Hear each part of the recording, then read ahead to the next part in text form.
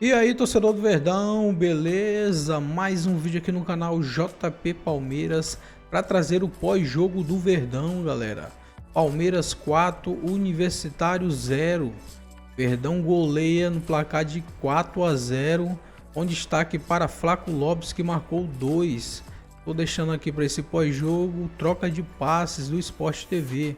Fica aí até o final do vídeo, não se esqueça de deixar aquele like, beleza? Esse negócio que eu não estou entendendo bem, foi lá no Peru, fez 4-0, foi a melhor exibição entre todos os brasileiros que jogaram nessa fase de oitavas de final. Tem também a fragilidade do adversário, né? Hoje se mostrou, apesar de vir de 12 jogos sem perder, campeonato peruano, tem jogo contra o River Plate aí no meio, o Universitário não perdeu. Mas o Palmeiras não tomou conhecimento. É verdade que teve um jogador expulso, mas foi no início do segundo tempo, ali a vaca já tinha ido para o brejo, né, para o Universitário. Já estava 3-0 para o Palmeiras. Uma belíssima resposta do time de Abel Ferreira, depois de momentos conturbados aí, pós-eliminação para o Corinthians na Copa do Brasil. Mansur, boa noite. Boa noite, Felipe. Boa noite, Alex. Todo mundo que assiste o Troca. Eu acho que nessas horas o nosso papel é quase sempre aquele de tentar equilibrar as coisas, né? A crise era muito de uma reação externa com certa dose de exagero. Uma coisa era a gente dizer que o Palmeiras não jogava bem, não jogava tão bem. Para daí tratar o Palmeiras como um clube em crise, uma terra arrasada, que precisava mudar tudo, era evidente exagero. E a gente olhar para um jogo contra o Universitário, com todo respeito ao time peruano, mas que tem enormes fragilidades, e a partir daí dizer que o Palmeiras deu a resposta e encerrou com todos os seus problemas, inclusive de rendimento, eu também acho que amanhã depois o Palmeiras faz uma outra partida ruim, a gente vai ter que estar explicando por que o Palmeiras voltou a viver sob desconfiança. No fundo, assim, eu acho que a importância desse jogo hoje, vai poder ser medida mais adiante no decorrer da temporada, caso a formação que iniciou o jogo hoje, o modelo com o Flaco e o Vitor Roque, os dois por dentro, dando sinais evidentes que contra uma defesa, mas muito frágil, especialmente o zagueiro central que acabou expulso, o Riveiros, muito mal o jogo inteiro, mas enfim, isso é uma outra questão, tem time que enfrenta adversário assim e não aproveita. Isso. O Palmeiras fez um 4-0 absolutamente contundente e indiscutível. A importância do jogo de hoje, para a temporada do Palmeiras, ela vai ser melhor medida se, ao longo do tempo, essa virá uma das, se não há base ou algo repetido sempre, porque o calendário nem vai permitir isso, mas se isso virar um plano do qual o Abel vai lançar a mão com muita frequência e com o mesmo sucesso. Aí esse jogo vai ser um marco que apresentou, pelo menos publicamente, porque para ele testar, eu imagino que no campo de treino isso já vinha sendo experimentado há alguns dias, mas apresentou uma nova possibilidade para o Palmeiras ofensivamente, e que faz sentido pelas características dos dois. E também eu acho que, uma vez tendo vendido o Estevão, uma vez tendo perdido o Paulinho, eu acho que os outros atacantes do elenco, Felipe Anderson, Facundo Torres, todos bons jogadores, mas nenhum deles tinha uma sequência que os impunha como titulares obrigatórios do Palmeiras no momento, né? Então, acho que tinha espaço para você testar os dois atacantes por dentro e acho que encaixa com as características, mas o jogo também teve circunstâncias bem favoráveis para isso. Quero ouvir também Alex sobre esse jogo do Palmeiras. Flaco Lopes, para mim, o melhor em campo, né? Jogou muito bem o Flaco. Ora fazendo função de 10, né? Numa dupla com o Vitor Roque ali. Achei até que ele fosse ter mais dificuldade, embora tivesse muito espaço para jogar ali entre as linhas do Universitário, mas uma grande resposta do Flaco Lopes jogando junto com o Vitor Roque, né? Como muito bem lembrou Mansur, Alex. Às vezes, jogador precisa ter essa capacidade de se adaptar às circunstâncias que aparecem.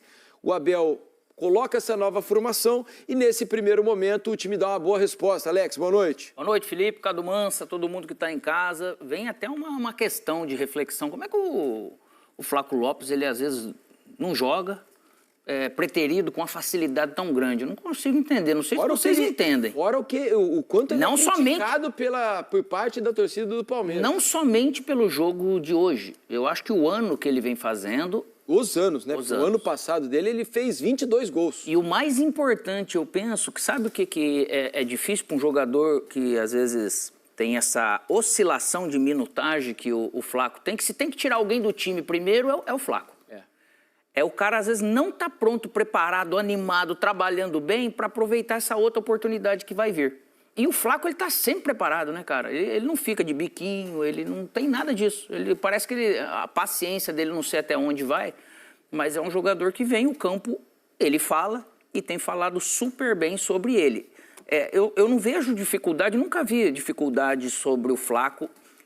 Um negócio é você falar assim, o Flaco hoje vai ser o meia. Aí você vai ficar com aquele negócio na cabeça, o torcedor, todo mundo assistindo o jogo, achando que ele vai fazer todos os movimentos de 10, mas vai ter o julgamento de meia. Ele não tem dificuldade para flutuar, para enxergar os espaços, para vir. Ele não é aquele cara, lógico, que vai ser genial, mas ele é um cara que vive um momento muito bom, ele é um cara efetivo, ele é um cara eficiente. Se tem chance de fazer gol, raramente ele erra. Se tem chance de enxergar uma jogada, ele está sempre cheio de confiança. Se precisa arrancar com uma bola, ele é muito mais... o aproveitamento dele é muito melhor. Então, nesse sentido, é uma boa opção. Acho que o Abel teve essa sacada, eu acho que importante. O jogo de hoje, eu acho que algumas coisas a gente tem que dar uma segurada pela fragilidade, sim, do adversário. O Palmeiras fez um jogo muito bom. Porque às vezes você é superior e você não se faz superior a um time mais frágil como é o do Universitário. Então o Palmeiras aproveitou muito bem essa chance, essa oportunidade, e a fragilidade do adversário, o Palmeiras não tem nada que ver, e volta realmente firme e forte para poder mostrar que ele tem um time para jogar de uma maneira também diferente, até que todos esses jogadores de frente, eles também produzam ao ponto de falar pro Abel assim, poxa vida, você vai ter que pôr 3 meias para jogar, porque tá todo mundo comendo a bola. Né? Mas, a princípio, uma vaga encaminhada. Naturalmente, a gente imaginava que fosse ser realmente mais fácil, é duro você falar, assim, né? Na teoria, né, no sorteio, a gente já dizia aqui, quando houve o sorteio, que o Palmeiras tinha dado sorte no sorteio. Na teoria, havia pego o adversário mais acessível. E que ele não tem culpa também. Claro que não. E o Palmeiras... E é até justo que ele tenha esse direito, né? Porque ele ganhou todos esses jogos. Se alguém, entre aspas, merecia receber o melhor time, evidente que o sorteio é outra coisa, mas é justo. E segue vencendo, né? Porque então já é a 7ª vitória seguida, provavelmente vai ter a 8ª vitória seguida, coisa que eu não sei se em alguma Libertadores isso possa ter acontecido. Sabe o que foi importante também dessa vitória? Em termos de calendário. Claro. Né? Você fazer 4-0 no jogo de ida, você pode se dar ao luxo. O Palmeiras tem um jogo difícil no final de semana pelo Campeonato Brasileiro, campeonato no qual o time luta pelo título da competição, e tem um adversário que, embora esteja um pouco distante, é um time que tem ótimo elenco e que tem capacidade para poder incomodar lá na frente. Principalmente se jogar melhor do que jogou hoje, né? Exato, exatamente. O Botafogo não fez um bom jogo, mais tarde a gente vai falar sobre isso aqui no Troca de Passes. O Abel pode, de repente, mudar até um planejamento que talvez ele tivesse na cabeça de trocar jogadores contra o Botafogo, não usar a força máxima, pensando no jogo da volta contra o Universitário. De repente, essa lógica pode ser invertida. O Palmeiras usar o time completo contra o Botafogo e poupar todo mundo. Ele ganhou uma data. Universitário. Em tese, ele ganhou uma data de meio de semana. Ele já não tem as da Copa do Brasil e, pelo menos nessa fase da Libertadores, ele ganhou uma data de meio de semana. Vão sobrar 2 fases de Libertadores, se ele for até a final, porque a final é num final de semana em jogo único. Sobram 2 fases de Libertadores para ele intercalar com o Brasileiro. 4 jogos. E o restante Campeonato Brasileiro. Eu acho que esse tem que ser o planejamento. Se o Palmeiras enxerga, por exemplo, o Botafogo como um adversário, eu acho que há motivo para você olhar o Botafogo ali com cuidado pela qualidade técnica, pelo nível de investimento, por mais que tenha tantas incertezas em relação ao futuro. Hoje ele tem o mesmo número de jogos do Botafogo, 7 pontos a mais. Se ele perde esse jogo no Newton Santos, são 4 pontos. Isso. 4 pontos virando o turno, os dois com 18 jogos. Nem terão feito a metade dos jogos. Mais um confronto direto. 4 pontos é acessível. Se ele ganha esse jogo, aí em relação a ele coloca o Botafogo numa distância muito segura e possivelmente impossível do Botafogo tirar, ou muito difícil do Botafogo tirar. Então, eu acho que tem todas as razões para o Abel vai olhar para esse jogo. É evidente que se tiver alguém que sai, e não acredito que seja o caso, mas depois da viagem que é longa, que fisicamente saia desse jogo com algum problema, que não possa competir no melhor nível, eventualmente saia. Mas vai ser por isso, não pela próxima quarta-feira. A próxima quarta-feira acho que sai da agenda de preocupações da comissão técnica do Palmeiras. Dá para escalar até a molecada toda do Palmeiras aí, que não vai tomar 4 É diferente, o final de semana é diferente, né, para os dois, porque o Botafogo, eu acho que o Botafogo tem que focar, porque vai jogar em Quito, Né? Então eu acho que tem que focar Esse lá. é o problema. E o Botafogo, para sobreviver no Campeonato Brasileiro, precisa ganhar esse Porque é jogo. um confronto direto. Olha para você ver, né? Senão ele pode terminar a rodada 7 pontos atrás, os mesmos 7 pontos atrás do Palmeiras e 13 pontos atrás do Flamengo, eventualmente. Evidente que ele tem um jogo menos, mas mesmo assim é muita coisa. Nesse sentido, que acaba coincidindo, vamos dizer, é a mesma coisa que eu penso do Inter. Poxa, tem que focar na quarta mesmo. Não sei se eles vão pôr ou não, acho até que não, eu não colocaria para jogar contra o Flamengo. O Flamengo, como o Palmeiras, ele tem essa... Ele tá brigando lá em cima, então ele fala, poxa vida, eu tenho que ir com todo mundo. Mas depois, como eu tenho que ir para Quito, pro Botafogo, eu acho que guardar essa energia, treinar muito bem para depois ir para a viagem, acho que seria o melhor. Outra questão é que, por exemplo, Botafogo e Flamengo terão de usar a força máxima nos confrontos da Libertadores, porque não conseguiram fazer diferença nos seus jogos, né? Uma diferença suficiente a ponto de conseguir manejar um pouco mais o elenco. E contra adversários muito mais perigosos. Exato, o Botafogo o adversário mais altitude. O Flamengo tem um Internacional no Beira-Rio. O Botafogo vai jogar contra a LDU em Quito, né, a 2.750 metros de altitude. O Flamengo vai jogar contra o Internacional do Beira-Rio. Né, os dois têm vantagem mínima, né, de 1-0. Então, é um foco, uma dedicação máxima para o jogo da Libertadores na quarta-feira da semana que vem, né, no meio da semana que vem, mas sem perder o olhar para o Campeonato Brasileiro, especialmente o Flamengo, que está na liderança da competição e na disputa pelo título. Então, essa vitória do Palmeiras foi muito importante, não só para a questão da confiança, baixar um pouco o nível das críticas, né? Porque eu acho que uma vitória como essa tem a capacidade de dar jogar uma água na fervura, dar confiança de novo para um time e talvez, como aconteceu em outras... Né? Isso, se você pegar as temporadas do Palmeiras vitoriosas que aconteceram anos atrás, com o próprio Abel Ferreira, quase sempre houve um momento, não tão forte como dessa vez, mas quase sempre houve um momento em que o time foi questionado, houve dúvidas sobre o jeito de jogar, sobre o futebol apresentado pelo time, e acontece algo, uma mudança no time, e acaba o Abel encontrando uma maneira de jogar. Foi assim quando ele coloca os 3 zagueiros e o Endrick. Isso, quando ele coloca o Endrick no time, depois da eliminação pro Botafogo, né? O Boca. O Boca. Pro Boca na Libertadores, Boca, né? o ano passado? Não, quando ele coloca o Endrick, ele fez isso do Endrick começando a jogar. O Palmeiras perde pro Boca. Havia um questionamento sobre a colocação do Endrick como titular. A partir dali ele acha um time e o Palmeiras engrena até o fim do campeonato. Então, o Abel quase sempre consegue, no meio de alguma turbulência, fazer algo que ele encontra uma solução e o time começa a dar uma resposta. Exato. E só sobre o jogo de domingo, de novo, estava até buscando aqui no GE o trecho da entrevista do David Ancelotti sobre o time que ele pretende mandar para o jogo. Ele dá muito indício de que vai poupar. Ele disse que recuperar bem amanhã, treinar os jogadores que não jogaram hoje e aproveitar o elenco que tenho, que agora conheço um pouco melhor. Dar oportunidade a outros jogadores domingo. A questão, já dá um indício só que, assim, de que ou vai ter improvisação bastante, ou vai ter jogador puxado da base. Por exemplo, na zaga o Botafogo praticamente não tem alternativa para jogar. Porque entre lesões e jogadores que estão fora, por exemplo, a zaga ele vai puxar jogadores da base ou improvisar. Tem que fazer, não tem jeito. Esse jogo fora, cara, em altitude, não tem, cara. Inclusive, daqui a pouco a gente entra mais em detalhes do Botafogo, né? Porque a gente vai falar muito sobre o jogo do Nilton Santos daqui a pouquinho. Queria falar um pouco mais com vocês aqui sobre opções feitas pelo Abel nessa partida de hoje, né? Ele, por exemplo, muda a dupla de volantes, né? Hoje jogou Emiliano Martinez, o Aníbal entra na segunda parte do jogo. E o Evangelista. O Abel, ele ainda não... Depois da saída do Richard Gills, eu acho que ali na questão dos volantes não há uma definição sobre quem ele imagina que sejam os titulares, né? Eu acho que ele ainda está tateando uma melhor formação. Acho que tem o que ele normalmente faz mesmo, de rotações, mas tem também a busca por uma combinação que dê a ele um pouco mais de segurança e capacidade também de construir, né? Que ele tenha uma dupla que fisicamente consiga se impor no setor, mas também consiga construir. Me parece, assim, olhando, estava até checando enquanto você formulava a questão, sobre os últimos jogos, o tempo de de jogo de cada um.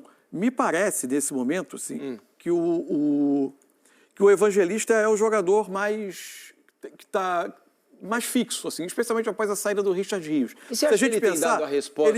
Ele enfrentou 90 minutos contra o Ceará, ele começou contra o Corinthians, os 2 jogos, começou o jogo com o Grêmio, contra o Fluminense, contra o Atlético Mineiro. Não começou o jogo com o Vitória, onde, em tese, o Palmeiras rodou bastante gente. Acho que ainda não. Mas, para mim, tem uma questão de característica, né? Quando você tinha uma dupla do Rios fosse o Aníbal, fosse o Martínez, o Rios, o Palmeiras chegando quase sempre com 5 homens na frente, né? Em tese, antigamente era o centroavante, um dos pontas que fechava, né? O outro ponto, o lateral do lado oposto. 5 jogadores chegando, o Rios era esse 6º homem, o volante de mais saída. Dos volantes que estão nesse momento, o Evangelista tem sido aquele com mais essa característica de se juntar ao setor ofensivo, de conduzir mais a bola e de chegar um pouco mais. Então, acho que por essa razão ele tem sido um pouco mais aproveitado no momento. Mas acho que ele pode subir de nível. Sem dúvida nenhuma. Eu estou dando uma olhada aqui na hashtag troca de passes, né? Eu convidei vocês a participarem aqui com a gente e muita gente está escrevendo para a gente. O Pudim Bugado. Cuidado, rapaz. Ele manda aqui, ó. Gostaria muito de saber de vocês o nível dessa Libertadores. Eu acho que está nivelada por baixo e vai dar 2 times brasileiros na final. Não é muito chato isso? Eu gosto de ter 2 brasileiros na decisão. Eu, falar a verdade... Um torneio, se você pensar um torneio internacional, se você olhar para o nosso umbigo, tá ótimo. A gente todo ano está tendo clubes brasileiros. Mas para o Comebol não é o ideal. O nível de competição não é o ideal, né? Se for ver. É um nível de previsibilidade alto. Agora, vamos observar um pouco o que vai acontecer nos jogos de volta, né? O Flamengo, o Botafogo vai à altitude, então você não tem nenhuma garantia. Entre Flamengo e Internacional, um dos dois vai cair. Isso. Né? Para a gente ver quantos... O Fortaleza vai à Argentina sem vantagem. Então não é uma... Também não pegar e Racing, Penharol também, 2... Não é um passeio total, assim. Acho que, de novo, o Brasil vai chegar, vai disputar o título, vai forte. Espero, por exemplo, acho que o São Paulo tem... O São Paulo tem uma boa condição na eliminatória dele, mas porque resistiu a um jogo em que ele foi muito exigido, enfim, nem todos estão O Atlético Nacional é um bom time, mesmo jogando fora de casa. Todo mundo está navegando com a tranquilidade que o Palmeiras colocou na sua eliminatória. Agora, nas quartas de final, está se desenhando um bom encontro aí de Palmeiras e River Plate, né? Porque o River hoje empatou com o Libertad fora de casa, no Paraguai, vai jogar no Monumental de Nunes à volta, tudo indica que vai conseguir passar de fase e a gente possa ter aí um encontro de 2 gigantes da América do Sul, Palmeiras e River Plate na próxima fase. Vendo informação sobre o jogo, né? O River fez um primeiro tempo difícil, bem equilibrado, segundo tempo muito dominante. 15 finalizações contra 1, mesmo jogando no Paraguai, no segundo tempo do jogo, mas não conseguiu fazer o gol. O River que contratou o Rojas, né? O jogador do Racing, né? Que tinha a dupla do Maravilha Martínez. Isso daí. E o Rojas, né? O River tirou um jogador importante do Racing nessa disputa da Libertadores. Era o principal jogador do Racing. O Rojas e o Salas, né? O Salas, o Salas, eu falei Rojas, não, o Salas. Só que tá machucado. Exatamente, era o principal jogador do Racing junto com o Maravilha Martínez e agora é jogador do River Plate. O Vini Prado aqui na hashtag Troca de Passes diz: estou satisfeito com a atuação do Verdão. Adversário fraco, mas não tira o mérito do jogo que fez o Palmeiras nessa noite. Gostei da dupla de ataque, Flaco e Vitor Roque. Iniciamos com o pé direito a fase de mata-mata da Libertadores. Avante palestra. O Fernandinho do Cavaco manda aqui: hoje é dia de Vitor Roque, bebê. Ele brinca aqui com o dia do Roque. O Luigi Berzoini manda: o Troca de Passe está em choque com mais um gol do Vitor Roque. Ele quis fazer uma brincadeira? Será com a rima? É isso mesmo? É isso aí. Vitor Roque perdeu gols hoje, o Vitor Roque, mas fez um bom jogo. Jogou bem, perdeu chance. Mas perdeu 2 chances, né? Que podia ter dado uma vantagem maior no primeiro tempo. Mas para ele já, a maneira que ele participou, que o adversário permitiu, já é importante, né? Para ele conseguir ganhar algumas casinhas aí no lado da confiança. Aí aqui, ó, resenha legal, manda. Boa noite, minha resenha favorita. A torcida do Palmeiras reclama de barriga cheia. Jogou muito. Verdade, o Palmeiras jogou muita bola. E eu é de Mirassol ou não? de Mirassol? Giovani e o Bruno estão lá vendo. Giovani e o Bruno de Mirassol, não é eles não, né? Não, não são eles não. Tá bom. Então é isso, torcedor do Verdão, valeu por chegar até aqui no final do vídeo, não se esqueça de deixar aquele like, beleza? Se você ainda não for inscrito aqui no canal, já se inscreva, ative o sininho de notificação para não perder nada que eu posto aqui no canal. Falou e até mais!